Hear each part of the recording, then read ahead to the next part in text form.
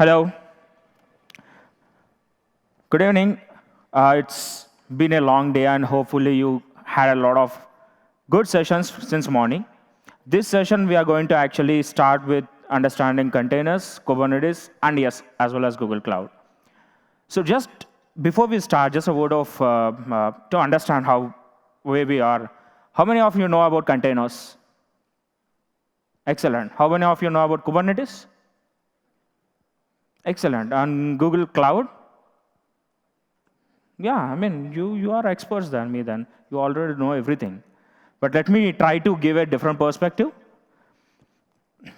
So this is our agenda. We'll try. We are not deep diving into Kubernetes as a whole or understanding the bits and pieces of Kubernetes, but we are trying to understand why Kubernetes got out or containers got out, and what is the use case of these containers, and why we have to use them. And yes, I'll also show you how easy it is to create a Kubernetes cluster, and I'll take you to Google Kubernetes Engine, which is managed Kubernetes cluster, and we'll wrap it up. So if you understand the current practice, how we create applications, generally I mean, it's been quite some time we have been doing the same kind of application development. If you look at the current application practice development is, we have a couple of web servers where you put your code on, and you have a database which the web server will be calling continuously to the database, and there will be always a batch processing happens from the database to whatever you wanted to basically churn the data out, and you have a cache where you have your caching requirements. This is a traditional app. And what is the biggest challenge you see if you are building these kind of applications? Point number one. How many people here had an issue of you waiting for the test team to deliver, or test team waiting for the developers to complete the code and give it to you? How many? Few of them, right? This is a common issue. And the second one is, you have a couple of pieces or couple of modules in your application which are dependent or not dependent to each other, but still you have to code them, wait for the build to succeed so that you can push your canary or binaries out. That's again an issue, because even though you are working on a module which doesn't have any coordination or doesn't have any dependency, you still have to wait for the entire development. So if you take that as one app, the entire scenario which I showed you, one app, the app actually has, first of all, the monolithic apps has an issue that it requires large resources per instance. I mean, basically, you need to put these heavy apps into a single machine. You can't divide them because they are not built into services. They are a single app, you have to put them nearby. The second one, these are hard to scale. And the biggest problem I see, because I've been working with a lot of developers, the biggest problem I see is it's very, very hard for the teams to coordinate with each other to build these monolithic apps. And yes, you always have issues with SLOs around performance and availability, all that comes into the forefront. Now, how are we going to solve this? Microservices and containers. The next version, the next level of what we are doing is, can we modularize this? For example, you have a complete app, if you can break down into comparatively small services which can be managed, where every development team would focus on a service by itself. That would create much more frictionless environment to code. So microservices are essentially taking the entire app, managing them into comparatively small services where development team can focus on. The best part of this kind of architecture is you can scale them or the services as per your requirements. You don't need to scale the entire app. So for example, one piece of the service which actually is wanted to scale, for example, in an e-commerce website, if you have huge number of orders coming in, which module do you think has to scale? Order management or order processing engine. Rest of them has to be, it's okay. You don't need to scale them as big as possible. So this gives you independently scalable model, which is a really lucrative feature. Now, the problem, now coming to where you can deploy these services. Now we established that yes, microservices are going to be the future, but where do you wanted to put these microservices? Again, there are issues. we started with shared machines. Shared machines as in you don't have a virtualization layer. It's just a machine with kernel, libraries, and apps installed on it. So the issues with shared machines is there is no isolation as such. There is no namespacing, but you do have common libraries. The biggest issue is they're highly coupled apps with OS. They're tightly bundled. So this works. It is not like this doesn't work. But let's think about the scaling part of these shared machines. It's very, very difficult to actually scale them up. So then came virtual machines era, where what we tried to do is we took the same applications, virtualized them, but the key challenge in virtualization or virtual machines is you still have kernel attached to libraries and the app, which makes them heavy. So how much time you take to create a virtual machine? It's not easy. I mean, it's still today, it's a heavy lifting job, even though you have the best servers or the processing engines available. So which means you got some perks, like you got some isolation, but it is still inefficient and hard to manage as usual. Now that's where came containers, where the kernel is taken out, the libraries and app are moduled into a single entity, and you just run them. The best thing of this architecture is the apps and the libraries are easy to scale, basically, and easy to create. It takes a fraction of a second, and easy to scale. So it just covers all your issues. So first of all, if you change your architecture, your monolithic architecture to containers, you have a container which actually can scale. Now let's talk about what we have been doing. Let's go to history.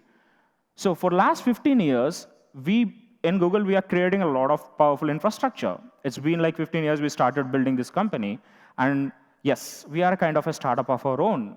So what we have to do is create our own hardware, essentially assemble them, get the best hardware engineers, and we build the best and powerful world's fastest powerful infrastructure in the world. Now, I wanted to give you some background. How do you think we are actually creating this, or what is that we are running in this hardware? It's containers.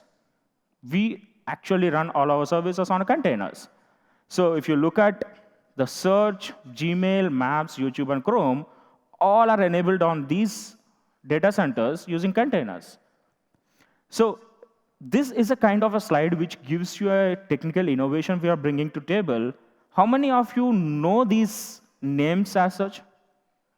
How many of them you recognize the names? Quite a lot. Yes, that's great.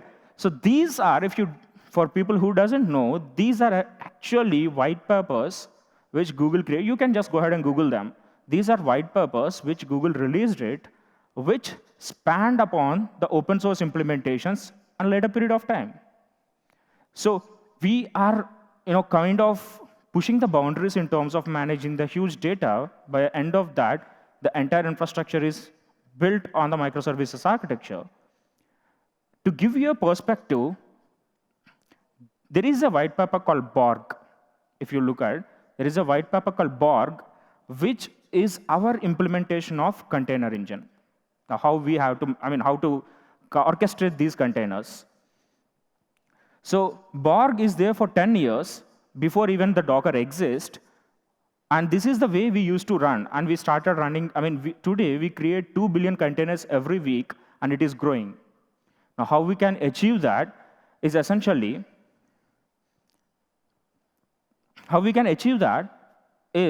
basically all this. I'll show you an architectural diagram of how the Borg looks like, and how we, a simple command actually can translate into a working piece of code there. So let's establish why we need containers here. First of all, they are fast, they're portable, and they're quite efficient, and they can run anywhere in the environments. This takes away the concept of deployment hell. The concept of deployment hell means, I'll give you a backstory. For example, if you remember a ship company where it wanted to transport huge number of goods from one place to another, it has to pack those goods according to how they are created and how they have to be packed, right? So that's the biggest issue, because they create that and they actually transport that. the packaging has to be aligned with the goods. Now, there came, if you remember the latest shipping dockyard, you will see everywhere in a block, which is a container. So this container allows you to put any sort of, you can manage any sort of goods in that, close them, give it to the shipyard, they will transport it. They have a common mechanism to transport it. So the same isolation, just take the same analogy, put it into your code. You, as a developer, pack your code, put it into a container, give to the DevOps guy, where they will actually manage it on any virtual machine, or any infrastructure, or any hardware. That reduces friction between a developer and a DevOps person who want to deploy, as well as a developer who has complete control on how to pack his code without that getting changed over a period of time. So these are the beauties, or these are the best advantages you get out of the containers. So, but do you think everything is green with the container? No, there are some always limitations for this. The biggest limitation is, how do you deal with multiple servers? There are a huge number of servers where these containers or clusters has to be maintained. How do you deal with multiple servers? What if a server fails? Or what if the container fails? Or how do you define what a container failure is? So essentially, you keep on scaling it up. The container itself will become messy. You can't scale them up, or what if they fail, or what if the entire cluster fail, or how do you scale up on a cluster? So these are some of the challenges always comes with when you're using containers. Now the solution for that is manage the containers. Now how do you manage it? It's very difficult. So let's create a program which can manage the container, is what essentially is container orchestration engine, which boils down to Kubernetes. Kubernetes is something which can orchestrate the entire suite of containers. So Kubernetes and Kubernetes engine essentially are two facets. Kubernetes is essentially you can run in your laptop. It's a 100% open source framework which you can do. Whereas Kubernetes engine is a managed service. So essentially, you don't need to worry about the master node. I'll explain what the master node means. So look at these two analogies. One is maintained and managed by Google. Second one, you can run off your own by managing the entire cluster of your own. So if you go back to the history, this is the precursor of Borg. This is the white paper of entire cluster management engine. So if you look at this white paper, it was very clearly written, the architecture of Borg. So let's imagine this is the data center, and you wanted to have you have thousands of applications running here. How do you you just, as a developer, you wanted to deploy a Hello World application in this data center, where that application or that particular microservice will use 100 MB of memory and 1/10 of a CPU. So the way we started writing this kind of deployments is using simple code. So this piece of code will tell Borg master node, hey, master node, go ahead and deploy 10,000, whatever the number we give, deploy these many instances of microservices on the cluster of data center, where it has to use the RAM of 10 MB and 100 MB, disk size of whatever we have, and CPU of 0, which is 1/10 of CPU. Submit this to the master, it will directly go ahead and create it. It's so easy. So you don't need to worry about how you have to manage the entire data center there. So this is how the architecture looks like. A binary is a piece of code which your application is built on.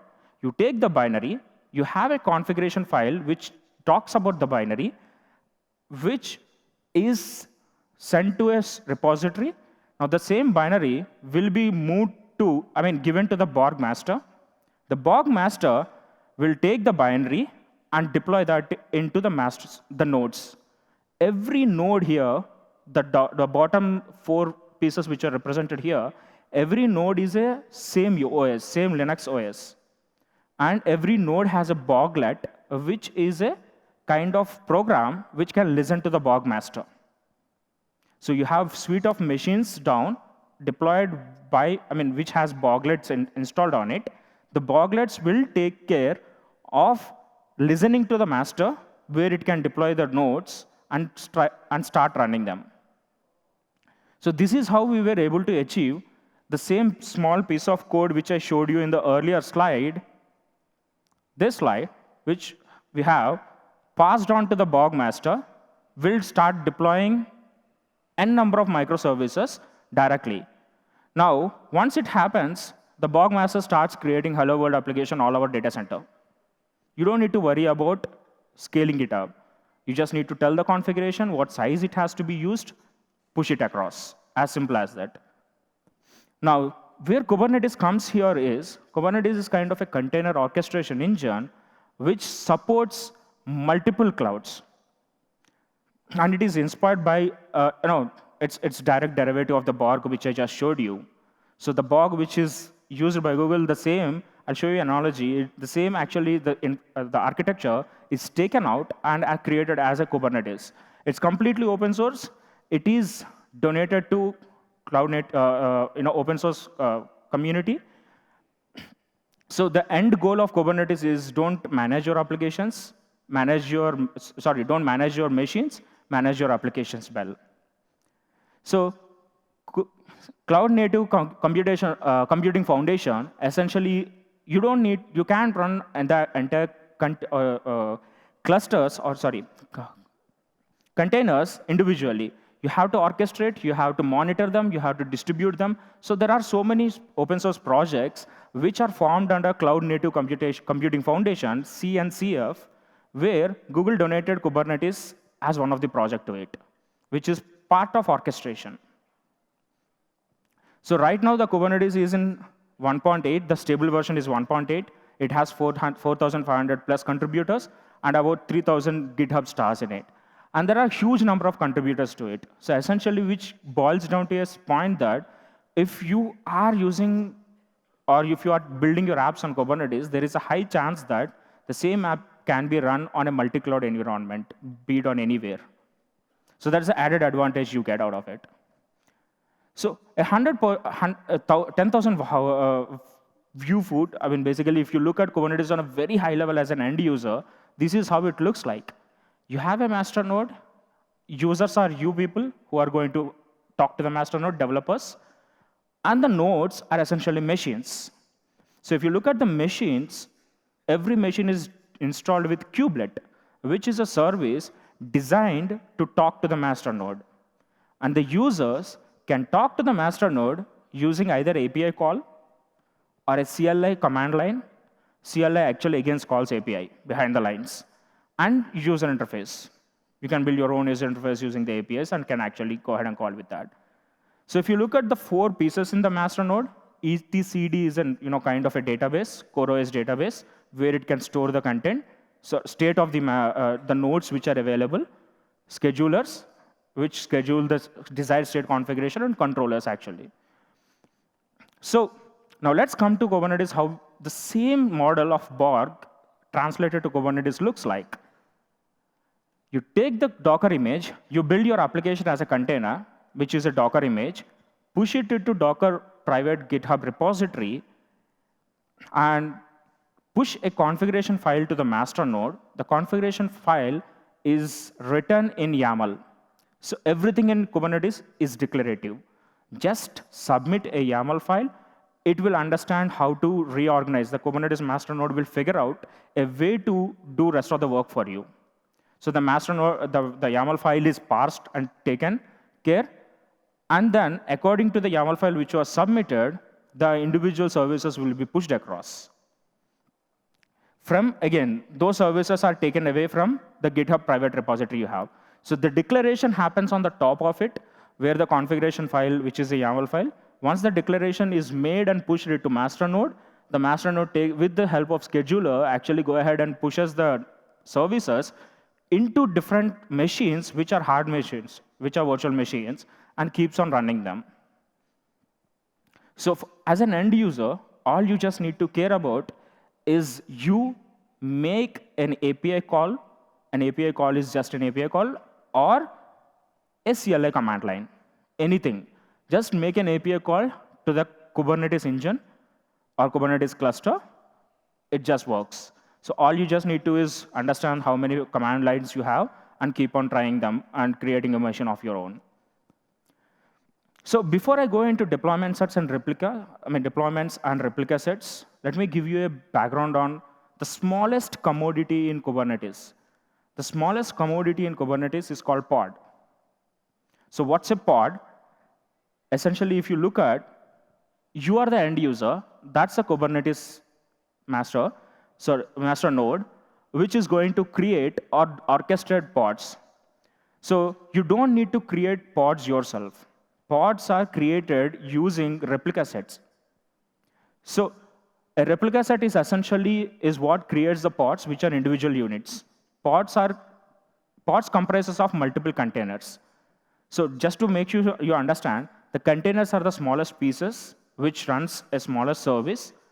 Pods encapsulate the encapsulates the containers, one or multiple containers. The same pod, the replication set will actually create pods, and there will be deployments which actually creates replication sets. Your job is to create a template which hierarchizes all these facts and send using a command like kubectl create and send it so that the deployment will be created. So if I send a kubectl command, which is create with the name of my name app, the deployment template looks like this. It just keeps on like replica sets of 3 and my name as application name as my app with a version v1. It just creates 3 services or 3 instances, which is a desired state configuration of the version v1 application of my app. What if I change the replicas to 4? It just create 1 more. So all you just need to is focus on the YAML template, update it, send it to Kubernetes. It will take care of replicating that. What if I kill one of them? If I have 3 services, what if I kill one of them?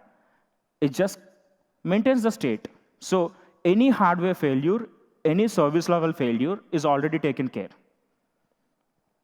Now you wanted to upgrade this. You wanted to upgrade the v1 of app to v2 version. You just need to have an upgrade command which actually starts creating, you have to create another replica set which is v2, which slowly kills the v1 and starts upgrading that to v2. So you have an in-place upgrades where without downtime, your application is moved to version 2. The individual services will get upgraded. Now, if you look at the pods are mortal. Every pod, which is an individual unit of container, is mortal. They die. They are bound to die, by the way. Now, how do you give an IP address to these pods? So how do you manage them? How do you communicate them? The services are essentially provides a stable IP address and DNS name resolutions to pods. So these services will essentially help you to communicate between 2 or 3 different pods, internal communication. And they also can be used for actually having them communicate to the external users. So each microservices can be individually scaled. This is how the end diagram looks like. If a simple monolithic app can be converted into different services, which are containers, and a service between them will be used to communicate or route traffic between the services there. So essentially, the right architecture is the Kubernetes will help you to schedule or orchestrate the containers. Containers are easy deployment services, and microservices actually take your monolithic app, break down that into pieces so that it can be very well managed. Now, I'll show you the exact look of what a Kubernetes engine looks like. So same Kubernetes service which you deploy on your local machine, if you take them, so Google has its own managed container engine, which is called Google Kubernetes Engine, which has all these features built into it. So we essentially have our OS built for containers. The Linux is developed and optimized for containers.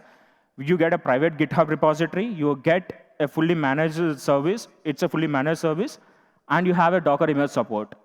Other than that, the best way to create is go to Google Cloud Platform, go to Kubernetes Engine, go to the cluster, create a cluster,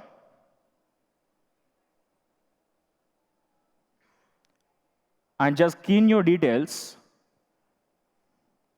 Select your, wherever you wanted to deploy this cluster, and what is the machine type you need.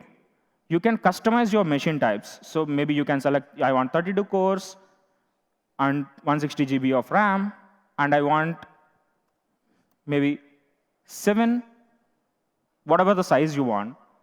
So a single click of this cluster or this service will create you a cluster size of 7, which we entered there. And every virtual machine has 32 core and 165 GB RAM overall, and it creates a cluster of its own where the master node is managed by Google Cloud. So you don't need to worry about what if the master node goes down. The master node is managed, and the cluster comes in. There is also a concept called federation, which means if you federate, you container federation, where you can have this, you can have almost all the clouds connected using, you can deploy your microservices in every cloud using just Kubernetes.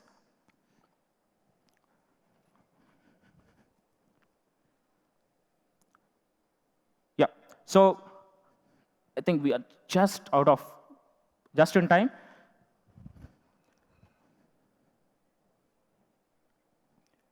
So in a nutshell, Kubernetes Engine will actually provide you a cluster in seconds. It's a fully configured cluster, a fine-grained control over the cluster, designed for multi-cloud, as well as you can actually use 5 nodes with no additional cost for that. There is a free tier available to it. So anyone who wanted or interested to practice, go to the Code Labs, just search for cloud, and search for Kubernetes in this, where you get a step-by-step approach of how to create a container engine, like basically an application in few clicks. The entire process is actually given here with screenshots. Just go ahead and try this. You will see how easy it is to create an entire microservice architecture service on Google Container Engine in a very short period of time.